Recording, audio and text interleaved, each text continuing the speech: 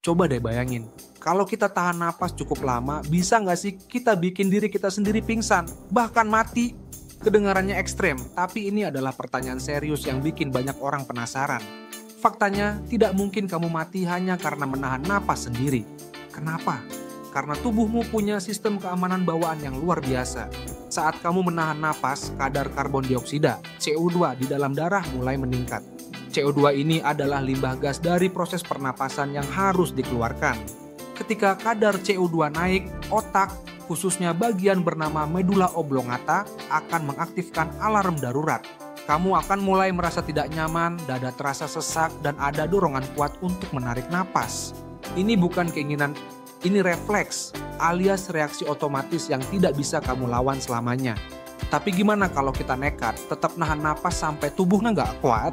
Dalam kasus ekstrem, kamu bisa kehilangan kesadaran, alias pingsan. Tapi begitu itu terjadi, tubuh akan secara otomatis mulai bernapas lagi, karena refleks pernapasan aktif begitu kamu tidak sadar. Jadi, kamu tidak akan mati karena menahan napas. Belum.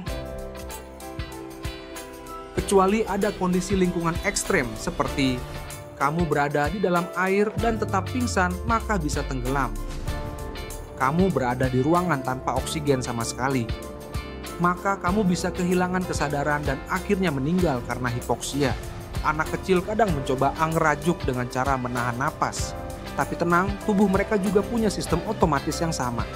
Bahkan pada bayi pun, refleks pernapasan ini bekerja tanpa henti. Bahkan saat mereka tidur.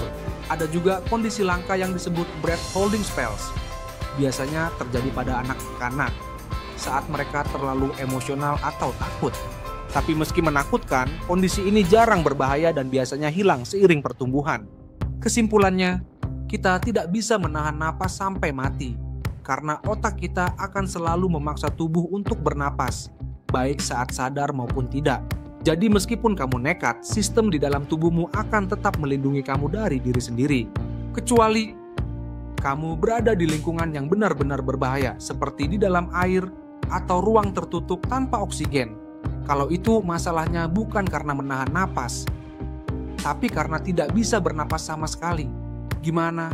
Udah paham kenapa kamu nggak bisa mati cuman gara-gara tahan napas?